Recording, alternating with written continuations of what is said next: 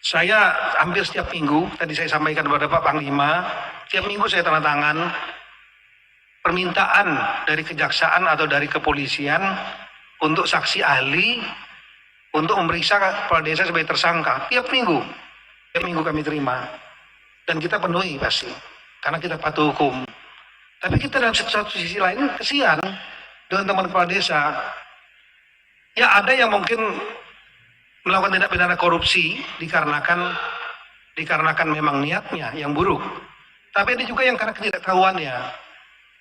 Oleh karena itulah kita perlu mencegah supaya teman-teman kepala desa jangan sampai berurusan masalah hukum apalagi tersangka.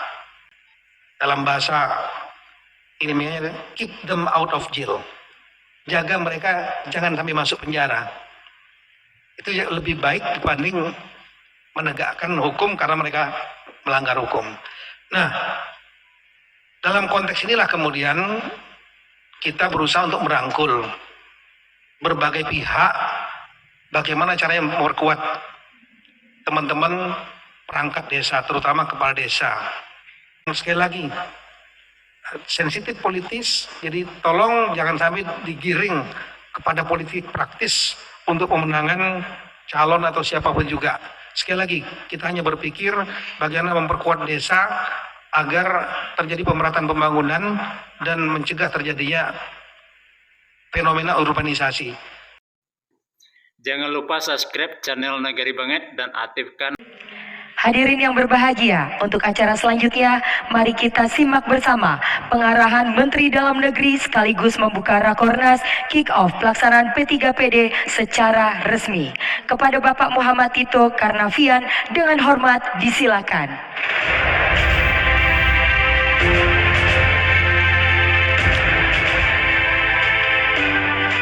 Bismillahirrahmanirrahim. Assalamualaikum warahmatullahi taala wabarakatuh.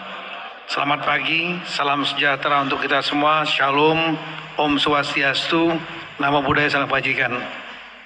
Yang saya hormati Bapak Panglima TNI, terima kasih banyak pada Pak Panglima menyempatkan diri untuk hadir. Kehadiran Bapak akan sangat berarti untuk membangun desa dan juga memberikan semangat kepada rekan-rekan kepala daerah. Kemudian yang saya hormati ini bos saya nih, Pak Gubernur Kalimantan Timur, Pak Isran. Ketua Asosiasi Gubernur seluruh Indonesia, Pak Isran. Makasih Pak.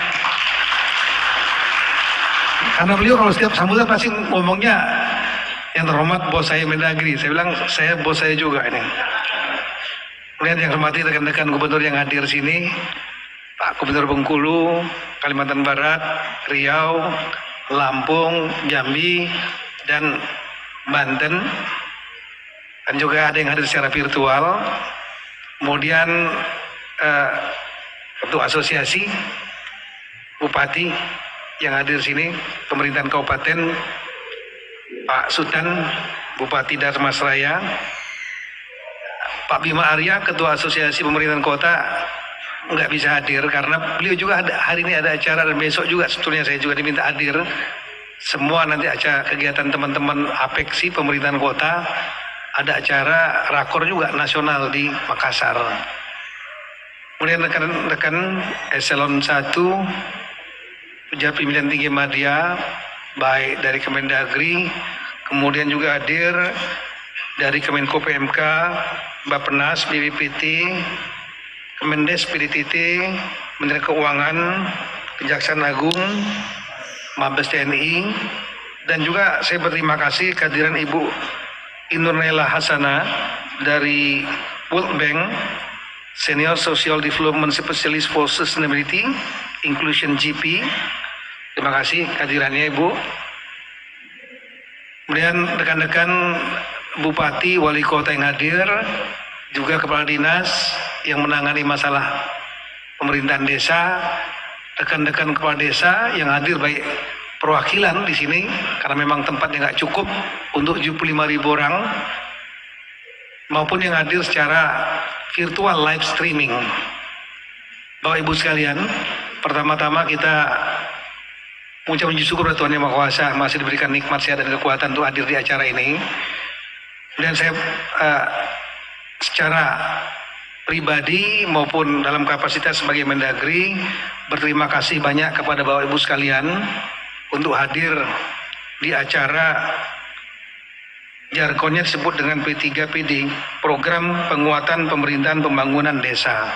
Kami ingin menyampaikan sedikit latar belakang atau orang Prancis bilang raison d'être, yaitu filosofi kenapa acara ini diselenggarakan. Kita tahu bahwa salah satu visi Bapak Presiden pada saat menjabat tahun 2014, periode pertama, itu adalah membangun dari pinggiran. Pinggiran ini adalah satu di pedesaan, rural, yang kedua adalah perbatasan. Dan tidak tanggung-tanggung, ada sejumlah langkah yang dilakukan oleh Bapak Presiden untuk memperkuat desa. Yang pertama adalah regulasi. Lahirnya Undang-Undang tentang Desa tahun 2014. Di akhir periode Bapak SBY, tapi kemudian dieksekusi oleh beliau dengan sejumlah regulasi turunan. Kemudian beliau juga di awal kabinet membentuk khusus Menteri Menangani Desa, itu Mendes PDTT, yang di kabinet-kabinet sebelumnya belum pernah ada. Dan yang lebih amat berarti untuk desa, adanya alokasi dana desa. Semenjak tahun 2015, lebih kurang setiap tahun 70 triliun. Jadi desa mendapatkan anggaran antara 800 sampai dengan berapa Pak Eko? Hampir 2 miliar, 3 miliar ya, yang tertinggi per desa. Nah, kalau kita melihat dari undang-undang ini, terjadi perubahan paradigma yang luar biasa, yang sadari atau tidak sadari. Desa yang tadinya merupakan hanya komunitas masyarakat, menjadi bagian dari sistem pemerintahan, yaitu pemerintahan terkecil, pemerintahan desa. Kemudian berlanjut lagi dengan adanya aturan dalam undang-undang desa, kepala desa dipilih oleh rakyat secara langsung. Jadi menampilkan wajah demokrasi, direct election. Bukan hanya kepala desa, ada juga perangkatnya, perangkat desa. Bahkan ada juga penyeimbangnya, DPR-nya lah gitu, yang namanya Badan Musyawarah Desa, Bamusdes. Jadi demikian besar perubahan yang terjadi di desa. Dan kami kira visi Bapak Presiden ini sangat tepat. Tadi kita sudah mendengar testimoni dari sejumlah pejabat, salah satunya yang saya tangkap tadi dari Pak Lanyala, Ketua DPD. Desa menjadi sentra-sentra ekonomi baru. Nah, ini kalau kita melihat di negara-negara lain, kita masih belum terlambat. Di Jepang dan di Korea, urbanisasi sedemikian derasnya. Dan ini membuat permasalahan yang sangat serius di Jepang, di Korea Selatan, dan di negara-negara yang mengikuti fatsun dinamika pembangunan yang ada seperti di dua negara itu. Masyarakat yang ada di desa pindah ke kota. Kalau kita lihat di Jepang, hampir 80% penduduknya terkonsentrasi di 3 megapolitan: Tokyo, Kyoto, Osaka. Di Korea hanya 2. Satu adalah di megapolitan Seoul, dan di selatan megapolitan Busan. Apa yang terjadi di kota? Generasi muda pindah ke kota. Di kota mereka hidup dalam gaya hidup kota. Iklim yang sangat kompetitif. Lifestyle mereka berubah. Kebutuhan living cost, biaya hidup sangat tinggi. Sehingga mereka harus survive di kota dengan segala glamor kehidupan kotanya. Iklim yang kompetitif membuat mereka fokus pada pendidikan, pekerjaan, dan berusaha untuk mendapatkan penghasilan yang bagus, yang baik. Akibatnya yang terjadi, stres, angka kasus bunuh diri tinggi. Yang kedua, mereka juga terlambat untuk menikah.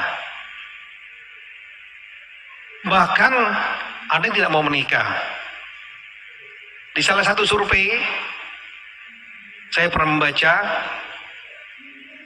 itu bahkan satu survei ini nggak lucu deh emang ini. Usia 30 tahunan di Jepang, ada 15% nih, bukan hanya belum pernah menikah atau belum pernah pacaran, bahkan belum pernah mengalami, mohon maaf dengan segala hormat, belum mengalami sexual experience, pengalaman seksual. Bayangan. Makanya saya untuk beberapa waktu ke depan saya minta teman-teman dari Kemendagri jangan ada yang studi banding ke Jepang, saya bilang gitu.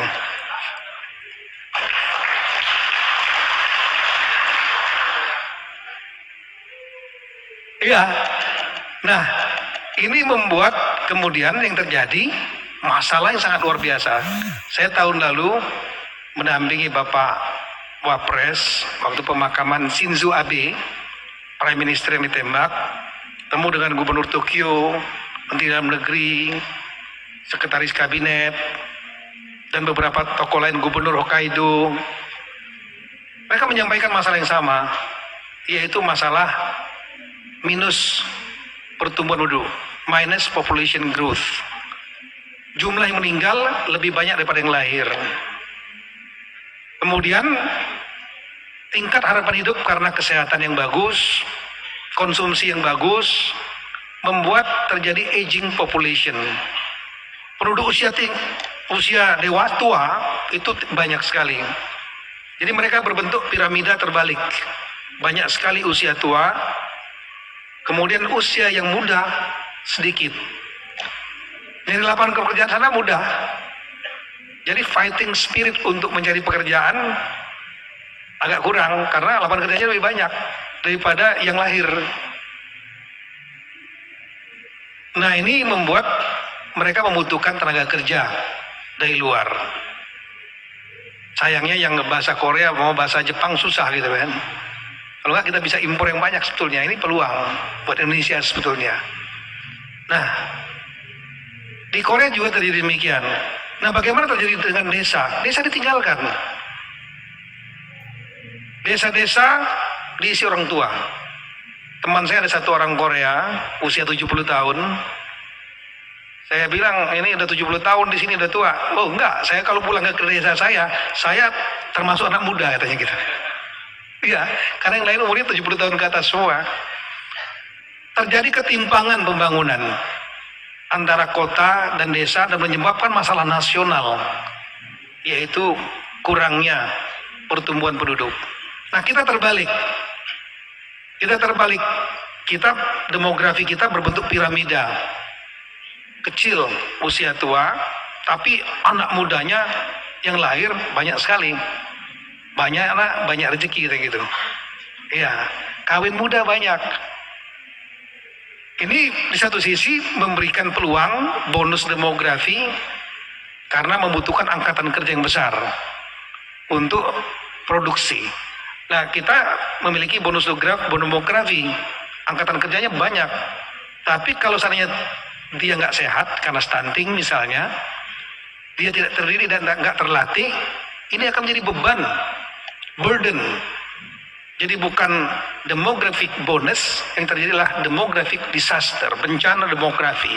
Makanya Bapak Presiden mengenjot terus pendidikan, latihan, pendidikan, kesehatan, stunting. Kenapa? Supaya yang generasi muda yang bonus ini, pertumbuhan penduduk yang sangat cepat ini, mereka harus disalurkan menjadi tenaga kerja yang unggul. Jangan sampai menjadi beban bagi yang lain. Nah, dalam konteks hubungan kota dan desa, Maka program Bapak Presiden untuk memperkuat desa sangat tepat di kondisi Indonesia seperti ini. Kita mau mencegah terjadinya fenomena seperti Jepang dan Korea. Kita ingin mencegah terjadinya urbanisasi. Beban akan muncul di kota-kota. Oleh karena itu desa harus diperkuat. Desa harus menyiapkan menjadi lapangan pekerjaan baru. Bahkan ada istilah bekerja di desa, tapi rezekinya rezeki kota. Banyak yang berpendapat begitu. Kemudian desa harus menjadi sentra-sentra ekonomi yang baru, tidak hanya mengandalkan kota. Meskipun saat ini jumlah penduduk kota kita menurut data Dukcapil sudah mulai lebih banyak di kota daripada desa. Lebih kurang 51-52% ada di kota. Tapi masih 40-an persen, 48-49% ada di desa. Itu kondisi Indonesia sekarang. Beda jauh dengan Jepang dari 80-an persen di kota. Desa tertinggal. Di COVID, kalau waktu COVID kemarin banyak kembali. Dari kota-kota Tokyo dan lain nggak kuat mereka. Ditambah lagi dengan penyebaran banyak di kota, COVID, kembali ke desa. Kalau berdasarkan Google itu jual rumah, sale house village Japan. Itu kata kuncinya. Banyak sekali rumah-rumah yang mau dijual di desa, bahkan ada yang gratis, boleh diambil. Bahkan ada harganya cuma mohon maaf $50, rumahnya besar. Tapi harus merenovasinya, dan kemudian harus menempatinya tempatnya sepi, nggak ada orang. Itu yang terjadi. Nah, oleh karena itu, program memperkuat desa ini menjadi sangat vital untuk kepentingan bangsa Indonesia ke depan. Dan ini yang disampaikan Bapak Presiden dalam banyak kesempatan. Persoalannya adalah, uangnya ada, sistemnya sudah, regulasinya sudah ada. Ada Kementerian Desa, ada Kementerian Dalam Negeri, khusus untuk konteks masalah perangkat desa, programnya oleh Kemendes. Persoalannya adalah kemampuan teman-teman yang mengawaki, yaitu para kepala desa, perangkat desa, dan badan musyawarah desa. Karena hasil daripada pemilihan langsung, maka siapapun bisa menjadi kepala desa. Sepanjang disukai, elektabilitasnya baik, popularitasnya baik di desa, dia terpilih. Apapun latar belakangnya. Dari yang ngerti birokrasi sampai nggak ngerti birokrasi.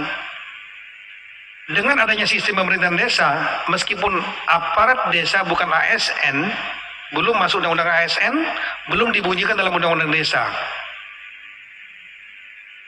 tapi sudah menjadi birokrat dan mengurusi uang negara. Tadinya nggak ngurusin tanah bengkok mungkin, hasil dari rakyat desa sendiri. Ini nggak uang negara.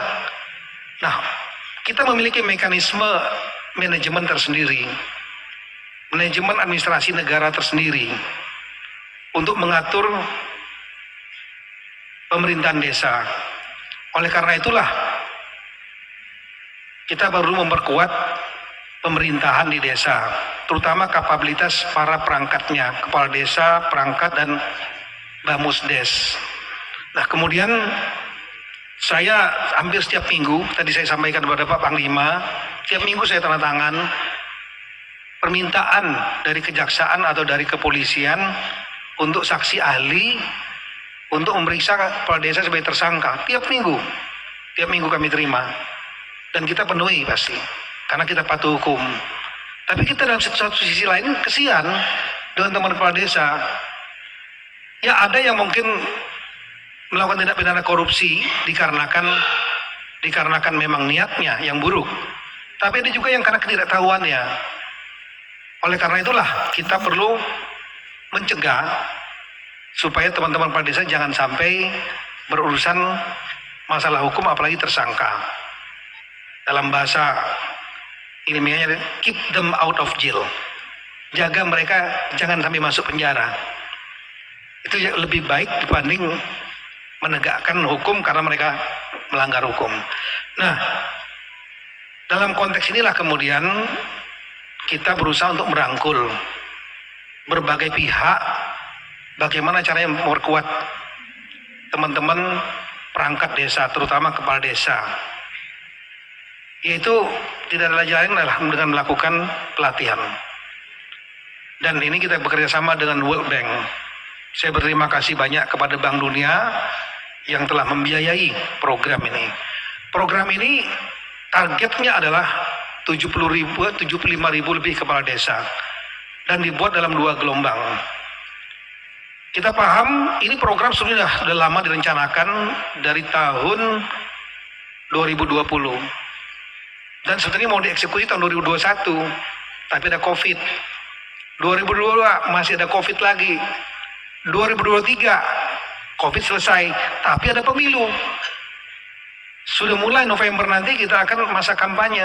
14 Februari itu pemilu legislatif dan presiden wakil presiden babak pertama. Kalau ada babak kedua tanggal 28 Juni kalau saya tidak salah, 28 Juni 2024. Nah, kita mencari pintu jedah waktu, time window, tidak mengganggu tahapan pemilu, tapi programnya harus jalan terus. Nah, kita laksanakan hari ini kick off, dan program ini akan dibuat 2 gelombang, mentarget lebih kurang hampir 65.000 kepala desa, baik secara fisik maupun hybrid. Diutamakan hybrid, ada yang fisik dan ada juga yang hadir secara virtual. Dibagi berzona, berlangsung sampai dengan, kalau tidak salah, bulan Oktober, Pak ya. Ya, Juli, Agustus, September, Oktober, selama lebih kurang hampir 3 bulan. Dan kemudian di gelombang pertama kita mengganggu tahapan kampanye November. Itu gelombang keduanya setelah 14 Februari, yaitu Maret, April, Mei, 3 bulan. Kita tidak mengganggu Juni. Dan oleh karena itu, karena ini ada program desa yang sangat berpengaruh langsung dengan masyarakat dan ada konteks pemilu di sini, maka saya mohon betul untuk kita semua yang terkait dalam pelatihan ini, termasuk para narasumber, tidak menggiring kepada politik praktis dukung-mendukung siapapun calonnya. Kita murni programnya program untuk memperkuat kapasitas kepala desa. Ya, ada materi-materi yang pokok yang harus dikuasai kepala desa, dan nanti akan kita cek hasilnya pada saat nanti sudah selesai.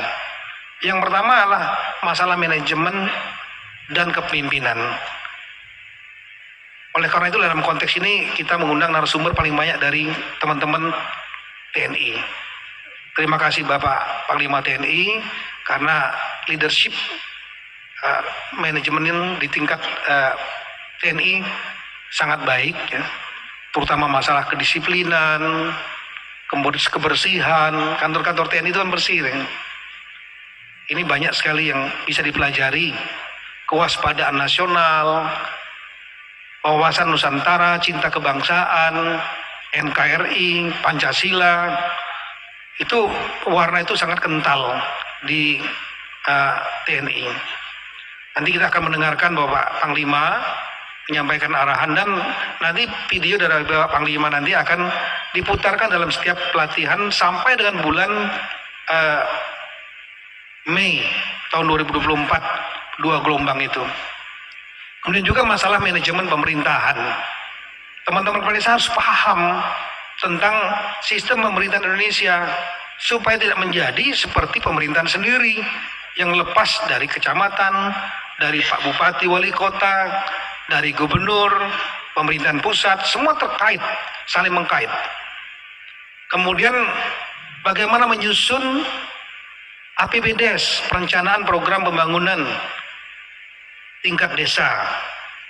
Bagaimana untuk bisa menimbulkan tadi yang disampaikan Ketua Kadin, kemampuan entrepreneurship, kewirausahaan. Karena kita harapkan transfer uang dari pusat tidak hanya diterima, dihabiskan. Uang dari pusat itu sifatnya adalah untuk menjadi pemancing modal. Dan setelah itu untuk mengembangkan ujungnya lah kemandirian fiskal. Ada beberapa desa yang bisa menjadi model. Contohnya lah di Kuta Selatan atau Kuta Pak? Kuta Selatan di Bali itu mampu menghasilkan 1 tahun 50 miliar untuk desanya.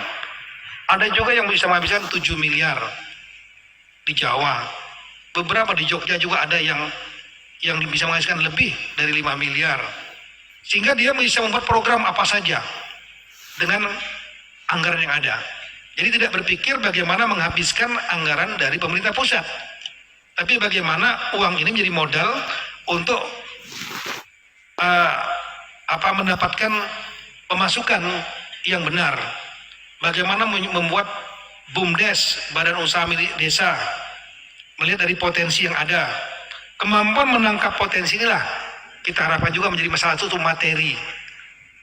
Entrepreneurship, kewirausahaan. Kemudian bagaimana untuk mempertanggungjawabkan keuangan, manajemen keuangan, supaya jangan sampai nanti salah kena masalah hukum. Di samping itu juga ada materi yang penting sekali juga adalah bagaimana menghidupkan posyandu dan PKK. Karena posyandu adalah barisan terdepan untuk pelayanan, untuk kesehatan. Kemudian pemberdayaan kesejahteraan keluarga PKK juga. Itulah organisasi yang satu network yang paling luas. Kalau Polri TNI mungkin jangkauannya sampai tingkat desa. Teman-teman bupati wali kota tingkat desa. Tapi PKK masuk ke keluarga. Ini harus diaktifkan. Ini juga materi-materi tentang posyandu, PKK nanti akan disampaikan juga. Nah, harapan kita teman-teman kepala desa nanti setelah itu akan memiliki pemahaman tentang manajemen leadership, tentang pemerintahan, sistem pemerintahan Indonesia, sistem pemerintahan desa, bagaimana menyusun APBDes, bagaimana untuk mengeksekusi terobosan kreatif untuk mendapatkan penghasilan dengan potensi yang ada, dan kemudian mempertanggungjawabkan keuangannya dengan baik. Dan di samping itu juga menghidupkan sektor-sektor yang lain, pendidikan, kesehatan, terutama tadi posyandu dan PKK untuk menangani masalah stunting misalnya, dan kemiskinan ekstrim. Itulah kira-kira alasan untuk lahirnya kegiatan penguatan pemerintahan dan pembangunan desa ini. Kita memiliki niat yang sangat baik untuk memperkuat desa, dan inilah memfollow up apa yang diinginkan oleh Bapak Presiden. Semenjak awal masa pemilihan beliau, saya mohon kepada bapak-bapak dan ibu-ibu dapat mendukung program ini. Bapak-bapak, ibu gubernur, bupati, wali kota dapat memiliki framework yang sama. Kemudian juga untuk para narasumber juga tolong materi-materi itu yang disampaikan, terutama yang lain tambahan.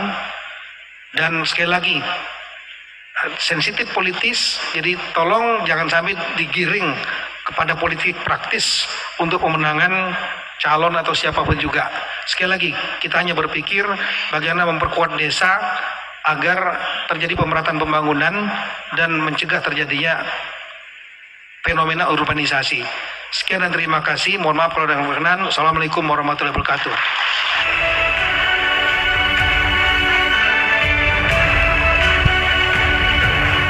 Berikan tepuk tangan sekali lagi, terima kasih banyak Pengarahan Menteri Dalam Negeri. Jangan lupa subscribe channel Nagari Banget dan aktifkan notifikasinya.